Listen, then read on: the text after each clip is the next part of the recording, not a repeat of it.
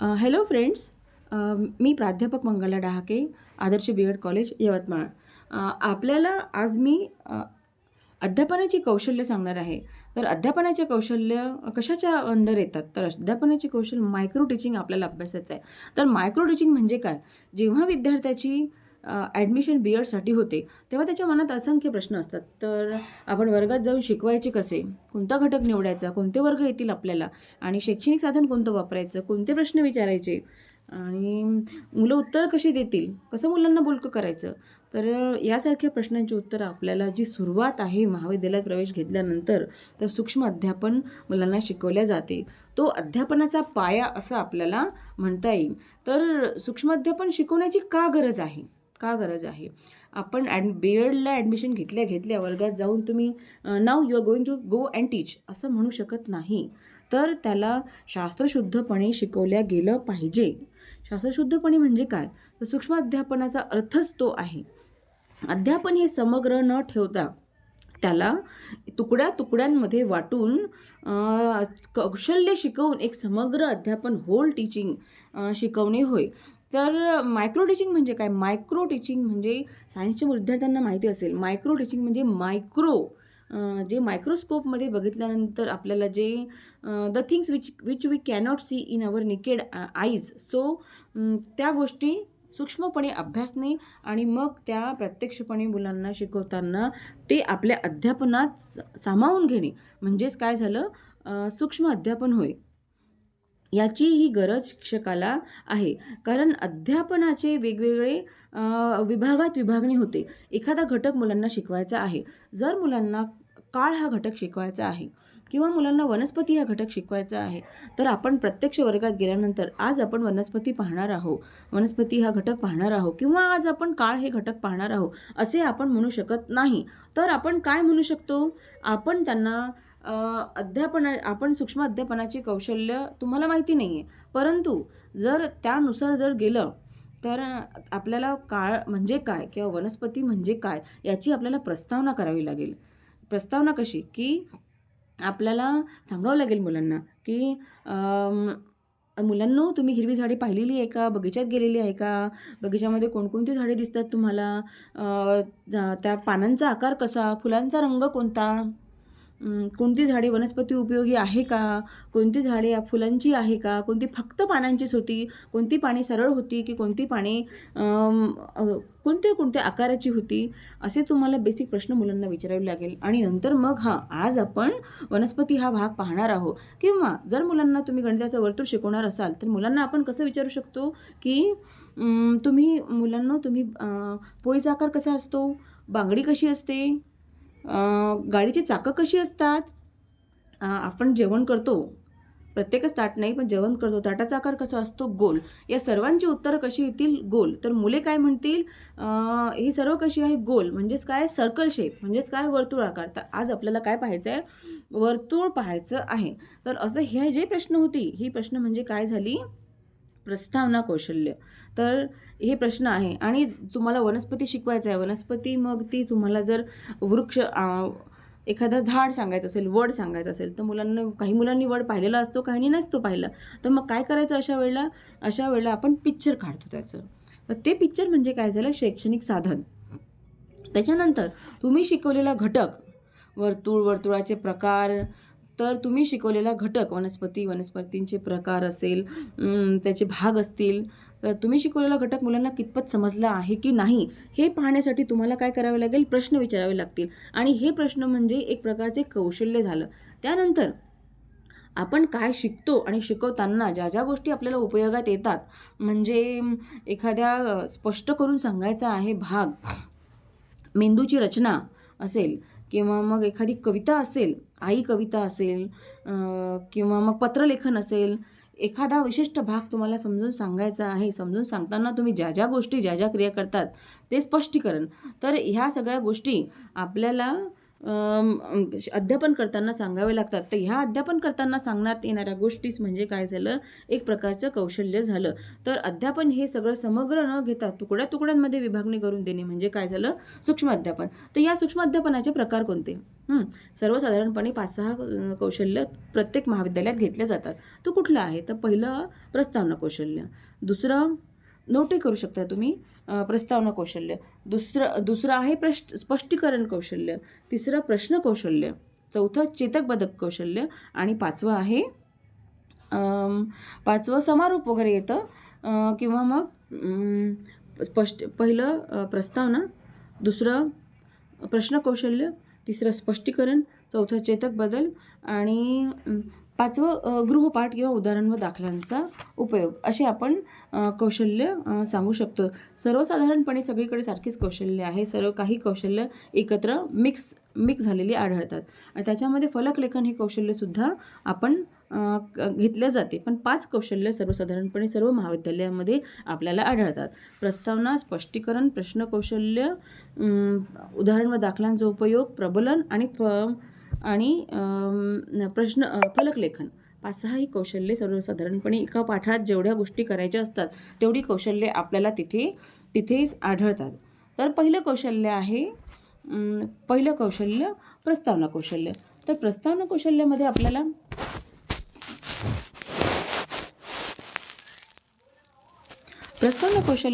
आपल्याला काय सांगायचे असतं, त्याचे उपघटक कोणते असतात.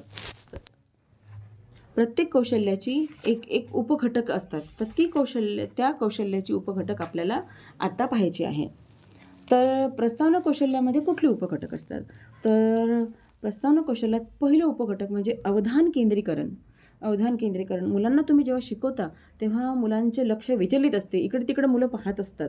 मुलं हे कोऱ्या पाटीप्रमाणे नसतात, परंतु ते चंचल असतात.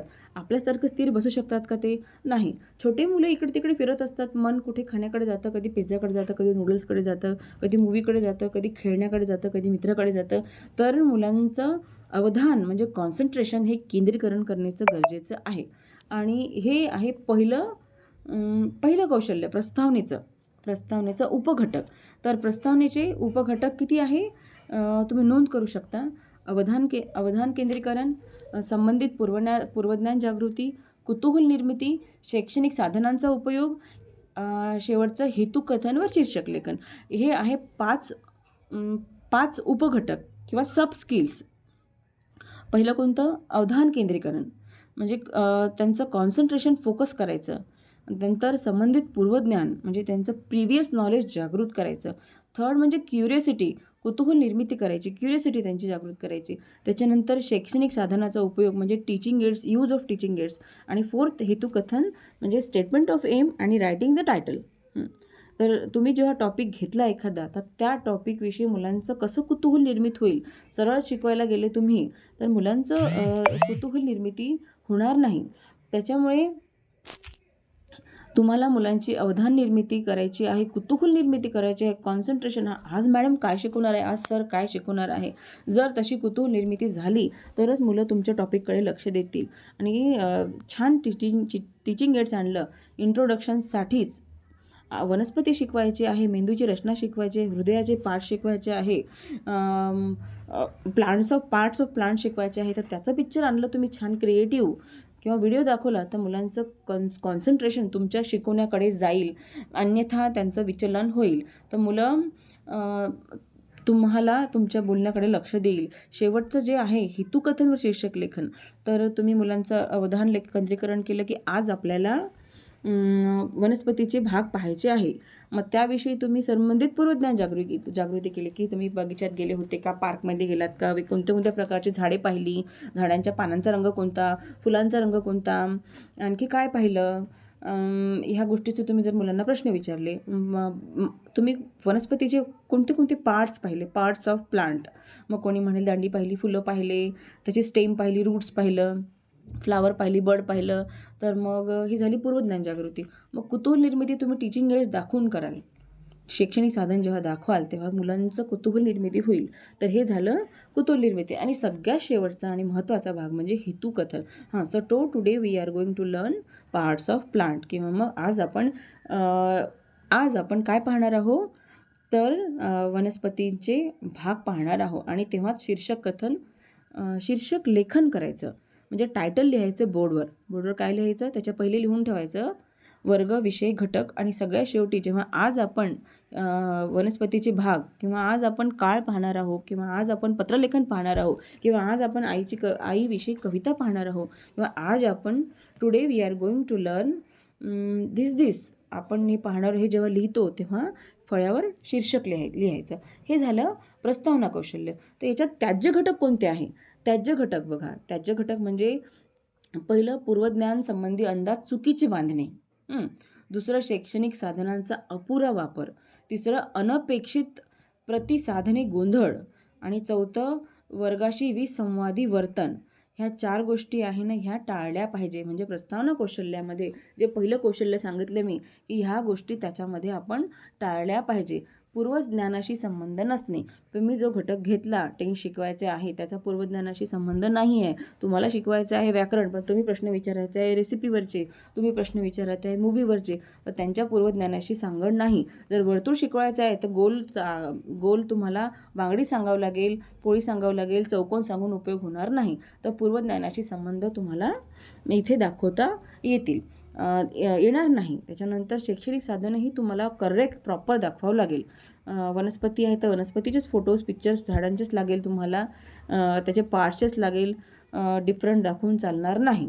आणि त्याच्यामुळे विद्यार्थ्यांचा अनपेक्षित गोंधळ होईल आणि वर्गामध्ये गोंधळ होईल, वर्गाशी सुसंवाद होणार नाही, विसंवादी वर्तन होईल. तर हे झालं आपलं प्रस्तावना कौशल्य. तर प्रस्तावना कौशल्यामध्ये ह्या गोष्टी आपल्याला लक्षात ठेवायच्या आहे. त्याच्यानंतरचं कौशल्य आहे प्रश्न कौशल्य. एखादा घटक समजला आहे की नाही, त्याबाबत आपण काय करतो, एखादा घटक मुलांना वर्गात शिकवल्यावर एखादा घटक समजला आहे की नाही हे पाहायचं असेल तर आपल्याला मुलांना प्रश्न विचारावे लागतील, उत्तरं घ्यावी लागतील. मग प्रश्न विचारल्यानंतर जर विद्यार्थ्यांना विचारलं की झाडाच्या मुळाशी असलेल्याचा काय उपयोग राहतो, किंवा मग वनस्पतीला जगण्यासाठी कशाची आवश्यकता असतात, मी आत्ता शिकवलं, तर आता मला उत्तर द्या. तर मला जर या प्रश्नाचं उत्तर आलं नाही, किंवा काळाचे प्रकार कोणते, तर मला जर या प्रश्नाचं उत्तर आलं नाही विद्यार्थ्यांना मी शिकवल्यावरही, तर विद्यार्थ्यांना काय शिकलं हे कळणार नाही. तर त्यासाठी आपल्याला मुलांना जो घटक शिकवला आहे हे समजण्यासाठी आपल्याला प्रश्न कौशल्य विचारावे लागेल, प्रश्न विचारावे लागतील. म्हणजे ॲरिस्टॉटलने म्हटलेलं आहे, पृच्छा पद्धती, प्रश्न विचारा म्हणजे तुम्हाला ज्ञान मिळेल. ज्ञान मिळवण्याचा एकमेव मार्ग म्हणजे प्रश्न विचारणे होय. तर प्रश्न कौशल्य हे काय आहे, दुसरं कौशल्य आहे. पहिलं प्रस्तावना आणि दुसरं कौशल्य आहे प्रश्न कौशल्य. तर प्रश्न विचारण्याची उद्दिष्टे कोणती, का प्रश्न विचारावा? पहिलं तर पूर्वज्ञान जागृती करण्यासाठी, जसं आपण कशात बघितलं, प्रस्तावनेमध्ये बघितलं. एखादा प्रश्न विचारायचा आहे तर आपल्याला काय करायचं आहे, त्या मुलाचं पूर्वज्ञान, प्रिव्हियस नॉलेज जागृत करायचं आहे. कुठलाही घटक शिकवायचा असेल, काच शिकवायचा असेल, सायन्सचा असेल, मॅथचा असेल, नंबर शिकवायचे असेल, कलर शिकवायचे असेल, विज्ञानाचं असेल, इतिहास असेल, शिवाजी महाराज असतील, 1857चा उठाव असेल, भूगोलाचा घटक असतील, पृथ्वीविषयी असेल, कुठलाही घटक शिकवायचा असेल तर आपल्याला पूर्वज्ञान जागृती करणे जास्त गरजेचं आहे. त्याच्यानंतर पाठात रुची निर्माण करण्यासाठी, इंटरेस्ट क्रिएट करण्यासाठी, जर विद्यार्थ्याला त्या विषयाविषयी इंटरेस्टच नसेल तर तो वर्गात लक्ष देणार नाही, तो कितीही बडबड केली तरी तो ऐकणार नाही. त्याच्यामुळे तुम्हाला विद्यार्थ्यांना वर्गात रुची निर्माण होण्यासाठी, इंटरेस्ट क्रिएट होण्यासाठी तुम्हाला प्रश्न विचारावे लागतील. प्रश्न त्याच्या आवडीचे विचारावे लागतील, तेव्हाच तो तुम्हाला उत्तर देशील. त्या घटकाशी संबंधितच तुम्हाला प्रश्न विचारावे लागतील. त्याच्यानंतर तिसरं, अवधान केंद्रीकरणासाठी परत आलं ते, म्हणजे तुमचं कॉन्सन्ट्रेशन, तुमचं लक्ष केंद्रीकरणासाठी तिथे असलं पाहिजे. आता मी शिकवत आहे तरी तुमचं लक्ष तिथेच असलं पाहिजे. पहिलं आहे पूर्वज्ञान जागृतीसाठी, दुसरं पाठात इंटरेस्ट निर्माण करण्यासाठी, तिसरं अवधान केंद्रीकरणासाठी, आणि चौथं म्हणजे पाठात विद्यार्थ्यांना सक्रिय करून घेण्यासाठी. मुले एका जागी बसतात म्हणजे ते एक द्विमार्गी कम्युनिकेशन पाहिजे ना, 2 वे कम्युनिकेशन पाहिजे. कीर्तन सुरू असतं का वर्गात, भजन सुरू असतं का, की फक्त ते ऐकतील आणि माना डोलवतील, नाही. तर द्विमार्गी कम्युनिकेशन होण्यासाठी, 2 वे प्रोसेस होण्यासाठी, तेव्हाच गाडी नीट चालेल ना, आपण जाऊ पण येणार नाही वापस. तर त्याच्यामुळे द्विमार्गी प्रोसेस होण्यासाठी आपल्याला मुलांना पाठात सक्रिय करण्यासाठी प्रश्न विचारणे जास्त गरजेचे आहे. त्याच्यानंतर अतिशय महत्त्वाचं म्हणजे वर्गात मानसिकरित्या स्वरूपात उपस्थित राहण्यासाठी फिजिकली जरी ते वर्गात प्रेझेंट असले तरी मेंटली ते वर्गात प्रेझेंट राहत नाही. म्हणून त्यांना प्रश्न विचारून आपण त्यांना वर्गात उपस्थित करू शकतो. म्हणजे की मलासुद्धा मॅम प्रश्न विचारू शकतात, मलासुद्धा मी अलर्ट राहिलं पाहिजे. नाहीतर काय होतील, मला प्रश्न विचारला मी अलर्ट नाही राहिली तर काय होतील बा, मग मुलांना वाटते मला प्रश्न विचारला आता माझी इन्सल्ट होईल, मला उत्तर नाही आलं. तर म्हणून ते मुलं व्यवस्थित अलर्ट राहण्यासाठी, मानसिकरित्या उपस्थित राहण्यासाठी त्यांना प्रश्न विचारणे गरजेचे आहे. त्यानंतर पाठ्यांशाचे मूल्यमापन होण्यासाठी, पाठ्यांशाचं मूल्यमापन म्हणजे शिकवलेला घटक मुलांना किती समजला आहे की नाही हे आपण प्रश्न विचारल्याशिवाय त्यांना समजणार नाही. तुम्ही कुठलाही टॉपिक शिकवा, 1857चा उठाव शिकवा त्यांना, शिवाजी महाराजांचे कार्य शिकवा, महात्मा गांधींचे कार्य शिकवा, बाबासाहेब आंबेडकरांचे कार्य शिकवा, कोणताही घटक शिकवला आहे की नाही हे समजण्यासाठी प्रश्न विचारणे गरजेचे आहे. म्हणून प्रश्न कौशल्य महत्त्वाचे आहे. आणि शेवटी म्हणजे मुलांना शिकण्याची प्रेरणा देण्यासाठी, आत्मविश्वास निर्माण करण्यासाठी आपल्याला प्रश्न विचारणे हे जास्त गरजेचे असतात. म्हणून यासाठी प्रश्न कौशल्य असतं. आता प्रश्न कौशल्याचे घटक कोणते?